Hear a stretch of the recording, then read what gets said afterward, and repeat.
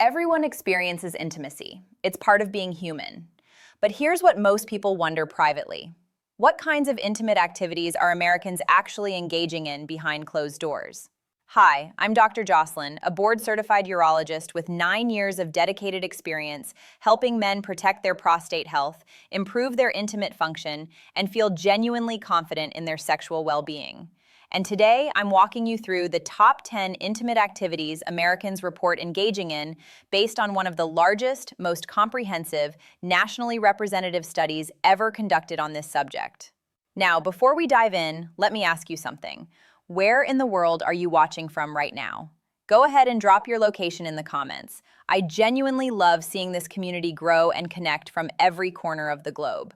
And while you're down there, don't forget to hit that like button, subscribe to the channel, and turn on notifications because we've got plenty more honest, supportive, and medically accurate men's health content coming your way every single week. And trust me on this, number 9 and number 10 on today's list are going to genuinely surprise you. Here's something critically important I want you to understand right from the start. There is absolutely no single, normal, or correct way to express your sexuality. Far too often, men walk into my office carrying worry and uncertainty. Is it normal that I'm interested in this? Is it strange that my partner suggested trying that? Am I the only person who feels this way? And here's the honest truth.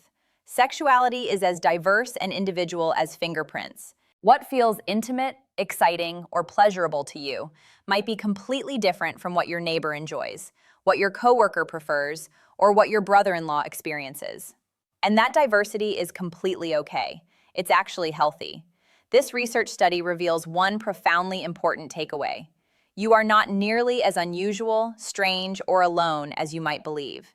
Millions and millions of people across America are exploring, experimenting with, and genuinely enjoying a remarkably wide range of intimate activities, and the vast majority of them are perfectly healthy, completely normal, and surprisingly common. The study I'm referencing today surveyed over 2,000 American adults, 975 men, and just over 1,000 women representing every age group, ethnic background, and demographic category you can imagine. The survey was completely confidential and anonymous, which gave participants the genuine freedom to answer honestly about what they've actually experienced, what they genuinely enjoy, and what they think about various intimate activities. And while the majority of participants, approximately 91%, identified as heterosexual, this research still provides us with a fascinating, revealing snapshot of what Americans are really experiencing and enjoying in their intimate lives. So, let's dive directly into it. The top 10 intimate activities reported by Americans today. Number 10, playful spanking. Here's something that might surprise you right out of the gate. Approximately 30% of Americans openly admit to incorporating spanking, either giving or receiving, into their intimate experiences at some point. From a biological perspective, mild sensory stimulation and pleasure actually activate very similar neurological pathways in your brain, triggering the release of endorphins, your body's natural feel-good chemicals, which significantly heighten arousal and excitement. Emotionally, this kind of activity can range from playful and lighthearted to adventurous to deeply intimate and trusting. It all depends entirely on the couple and their specific dynamic. Practically speaking, this activity is completely safe as long as it's fully consensual between adults. The key is clear communication. Agree explicitly on boundaries, establish safe words if needed, and maintain constant awareness of each other's comfort levels throughout. Number 9. Anal intimacy. Yes, I know this one makes some people uncomfortable to discuss, but here's the reality. This activity is far more common than most people realize or want to acknowledge.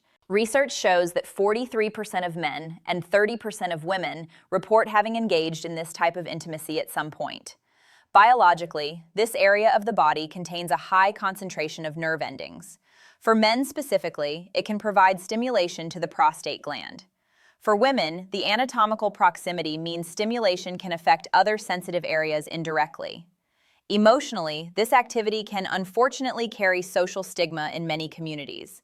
But for countless couples who choose to explore it, it represents an expression of deep trust, vulnerability, and mutual exploration. Practically speaking, this activity absolutely requires proper preparation, generous amounts of high-quality lubrication, an extremely slow and patient pace, and constant clear communication between partners to completely avoid any risk of injury, tearing, or significant discomfort. If you choose to explore this, take your time, prioritize your partner's comfort above everything else, and never proceed if either person feels uncomfortable or uncertain. Number 8. Public intimacy. Now we're entering genuinely surprising territory. Approximately 43% of people openly admit to having experienced intimate moments in a public location at least once in their lives. From a biological standpoint, the adrenaline rush that comes from the possibility of being discovered or caught actually heightens physical arousal significantly. Your body's stress response and arousal response share similar chemical pathways. Emotionally, for many people, it's specifically the thrill of doing something forbidden or taboo that creates the excitement and appeal. But here's the critical, practical reality. Engaging in intimate activities in public spaces is illegal in virtually every jurisdiction. Being caught can result in criminal charges, mandatory registration as an offender, and genuinely lifelong legal and social consequences. So if this is something that appeals to you, I strongly encourage you to weigh those very real, very serious risks extremely carefully before acting on any impulse. Number 7. Reading erotic literature. This might seem less surprising, but it's still worth discussing. More than 57% of Americans report having read erotic stories or literature at some point, with research showing that women tend to gravitate more toward written erotic content, while men typically prefer visual content like videos. Biologically, sexual arousal isn't purely visual or physical. It's deeply mental and psychological. Your brain is genuinely your most powerful, intimate organ. Emotionally, reading allows for completely safe, private exploration of fantasies, curiosities, and scenarios that you might never actually want to experience in reality, but find intriguing to imagine. Practically, this can actually be a wonderful couples activity. Reading stories together openly, sharing what excites or intrigues each of you, and using that shared exploration as a foundation for deeper conversation and real-world intimacy can strengthen your connection significantly. Number 6. Sending intimate photos. Now we're entering territory where things get potentially risky. Research shows that 65% of men and 54% of women admit to sending or receiving intimate or semi-revealing photographs at some point. Biologically speaking, this taps directly into the brain's excitement around anticipation and the delayed gratification that builds arousal over time. Emotionally, for many people, it feels thrilling, secretive, intimate, and like a special form of trust and connection with their partner. But here's the critical practical warning. This behavior carries genuine serious risks. Phones get hacked regularly, cloud accounts get breached, relationships end sometimes badly, and images that you shared privately years ago can resurface at absolutely any point in the future, potentially affecting your career, your reputation, and your family relationships. If you do choose to engage in this, protect yourself strategically. Never include your face or identifying features like tattoos or distinctive backgrounds. Only share with someone you trust deeply and have known for a substantial period. And always remember, the moment you hit send, you permanently lose complete control over that image. Number 5, wearing special lingerie or intimate attire. This one might actually surprise you. Approximately 75% of women and even 26% of men report that they've specifically chosen special lingerie, intimate underwear, or particular clothing for a partner at some point. Why is this so common? Because anticipation is psychologically powerful. Biologically, when you see your partner making visible effort specifically for you, your brain releases dopamine, the neurotransmitter associated with reward, pleasure, and motivation. It literally makes you feel good. Emotionally, choosing special attire communicates clearly. You're worth this effort. You matter to me. I want to create something special for you. Practically, this represents such a simple, accessible way to inject novelty, excitement, and renewed energy into long-term relationships that might have fallen into comfortable but predictable patterns. Number 4, watching adult content. Now we're entering controversial territory. Common, absolutely. The research shows that 82% of men and 60% of women report having watched adult content at some point. From a biological perspective, occasional viewing can enhance arousal and curiosity. However, and this is critically important, excessive consumption rewires your brain's reward circuitry over time, leading to progressively decreased sensitivity to normal intimate stimulation and potential performance difficulties with real partners. Emotionally, frequent consumption can create deeply unrealistic expectations about bodies, performance, timing, and what intimate experiences should look like. Expectations that real-world intimacy simply cannot meet. Practically speaking, moderation is absolutely the key here. Adult content represents entertainment and fantasy. It is not real life. It's not educational, and it's not representative of healthy intimacy. Genuine, satisfying, intimate connection requires open communication, patience, presence, and emotional connection, not performance or imitation. Number 3, oral intimacy, both giving and receiving. Both aspects of oral intimacy are extremely common in American relationships, with more than 80% of Americans reporting engagement in this activity at some point in their lives. Now, here's the important medical reality that many people don't fully understand. Infections and diseases can absolutely still be transmitted through oral contact, including herpes, HPV, and various other conditions. So, from a urologist perspective, protection still genuinely matters. Barrier methods aren't particularly glamorous or spontaneous, but they are medically effective. Beyond the medical considerations, there's the bigger emotional and relational picture. Oral intimacy is frequently seen as a significant sign of generosity, vulnerability, and genuine connection. Partners actively learning how to please one another beyond just the basics or defaults. Number 2, self-pleasure. Now, here's one activity that consistently makes people nervous or uncomfortable to discuss openly. But let's be completely honest with each other. Over 80% of both men and women engage in this. In fact, within just the last month alone, 64% of men and 41% of women reported self-pleasure activity.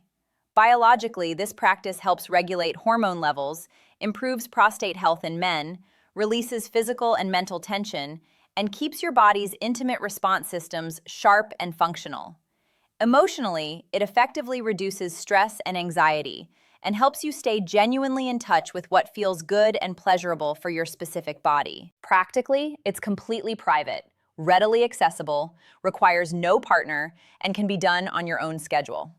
As long as it's not interfering negatively with your relationships, your responsibilities, or your daily functioning, it's completely normal, and in many measurable ways, it's actually beneficial for your health. Number 1, traditional intimacy. Not particularly shocking, is it? This remains by far the most common intimate activity, with 88% of men and 91% of women reporting regular traditional intimacy when they have an available partner. Biologically, this makes complete evolutionary sense. It's the most straightforward natural form of intimate connection and the biological pathway to reproduction.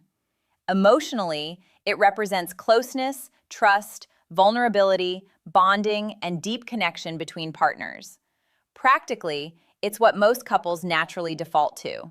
But here's something important to understand. The fact that it's expected or common doesn't mean it has to become boring, routine, or unsatisfying. Exploring different positions, maintaining open and honest communication, prioritizing mutual pleasure rather than just completion, and staying curious about each other can keep this fundamental activity fresh, exciting, and deeply fulfilling throughout decades of partnership. So, what should you actually do with all this information? First, talk openly and honestly with your partner. Genuine curiosity combined with clear communication builds trust, deepens connection, and opens doors to exploration that benefits both of you.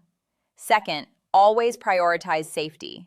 Whether that's protection against infections, caution with digital content, proper physical preparation for any new activities, or clear establishment of boundaries and consent.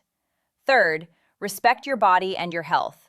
Explore slowly and thoughtfully. Novelty and variety can absolutely be exciting and rejuvenating, but they're most rewarding and satisfying when approached with patience, care, and mutual respect. I want you to hear this message absolutely clearly. There is nothing strange, wrong, or abnormal about you. If you've tried some of these activities, completely normal. If you've never tried any of them, also completely normal. If you're curious but hesitant or uncertain, that's perfectly okay too. Your sexuality is valid. Your desires are a natural part of being human. Your preferences and boundaries deserve respect, both from yourself and from any partner. And here's something else that's critically important. Age does not mean closing the door on passion, intimacy, curiosity, or exploration. Not at all. In fact, some of the happiest, most satisfied couples I encounter in my medical practice are the ones who actively keep curiosity alive. Whether that's through trying new lingerie, sharing stories and fantasies, exploring new activities together, or simply sharing a deeper, more intentional kiss. So here's my direct challenge to you. Talk to your partner tonight. Ask them genuinely what excites them, what they're curious about, what they'd like to explore. Share openly what excites you and what you'd be interested in trying. And remember, success isn't about doing everything on this list or checking off activities like items on a grocery list. It's about creating intimate experiences and connections that make both of you feel genuinely alive, valued, desired, and connected. If you found this video eye-opening, helpful, or reassuring, please hit that like button right now. Subscribe to the channel and consider sharing it with someone who might benefit from a little reassurance that they're not alone in their curiosities or experiences. I'm Dr. Jocelyn, and I'm here to remind you one final time. Your age absolutely does not define your vitality, your capacity for pleasure, or your worth as a partner. Small changes in communication, curiosity, and openness can spark genuinely big transformations in your health, your confidence, and your intimate satisfaction. Take care of yourself. Stay curious.